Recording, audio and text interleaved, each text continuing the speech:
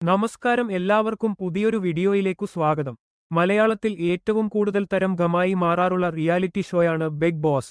ഇതുവരെ big boss 6 സീസണുകളാണ് മലയാളത്തിൽ telecast ചെയ്യപ്പെട്ടിട്ടുള്ളത്. ഈ വർഷം ആദ്യം മുതൽ സീസൺ 7ന്റെ പ്രഖ്യാപനത്തിനായി കാത്തിരിക്കുകയായിരുന്നു ബി പ്രേക്ഷകർ.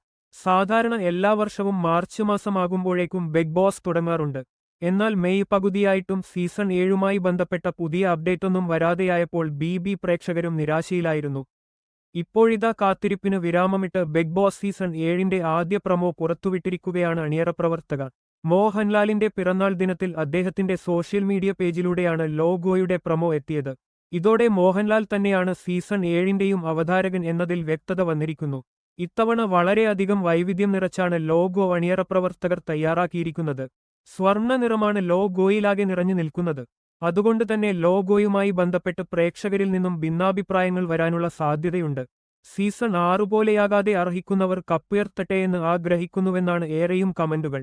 ബിഗ് ബോസ് മലയാളം സീസൺ 6 പോലത്തെ സീസണും ആ സീസണിലുണ്ടായിരുന്നത് പോലുള്ള ടോപ്പ് 5ഉം അതുപോലെ ഒരു വിജയിയും ഉണ്ടാവാതിരിക്കട്ടെ.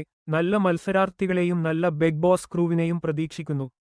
കപ്പ് അർഹിക്കുന്നയാൾ ഉയർത്തുമെന്ന് പ്രതീക്ഷിക്കുന്നു എന്നിങ്ങനെ നീളുന്നു കമന്റ്സ്. വലിയ രീതിയിൽ കോളിളക്കം സൃഷ്ടിക്കുകയും വാർത്തകളിൽ ഇടംപിടിക്കുകയും ചെയ്ത സീസണായിരുന്നു ബിഗ് ബോസ് സീസൺ 6. സീസൺ ആരംഭിച്ച് 2 ആഴ്ചയ്ക്കുള്ളിൽ ബിഗ് ബോസിന്റെ ചരിത്രത്തിൽ ഇന്നേവരെ നടന്നിട്ടില്ലാത്ത തരത്തിൽ മത്സരാർത്ഥികൾ തമ്മിൽ ഏറ്റുമുട്ടി. അസിറോക്കി എന്ന മത്സരാർത്ഥി സിജോയുടെ മുഖത്ത് ഇടിച്ച് താടിയെല്ല് തകർത്തു. കൂടുതൽ വിചാരണയ്ക്ക് നിൽക്കാതെ അസിറോക്കിയെ ഷോയിൽ നിന്നും പുറത്താക്കി.